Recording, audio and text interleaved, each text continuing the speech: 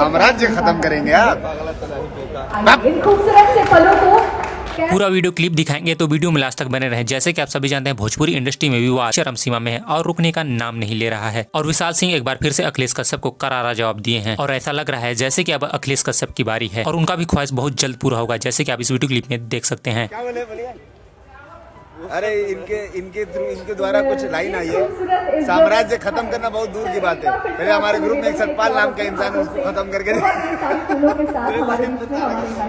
साम्राज्य खत्म करने वाली बातें जो कहते हैं आप, साम्राज्य बहुत दूर की बात है। पहले हमारे ग्रुप में एक सतपाल, उनसे मिल लेंगे।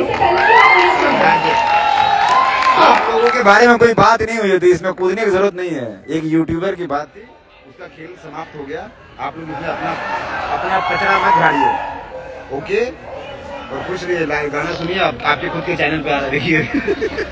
चुप रहने का नहीं बोलने का। इस मंच पर आए, इस मंच की खूबसूरती बढ़ाए। एक बार एंजॉय करने का और थोड़ा सा दिमाग लगाने का। 5 स्टार प्रॉपर्टी में कोई पिस्टल लेके नहीं जाता है। आपके अपने कंपनी में गाना सुनिए।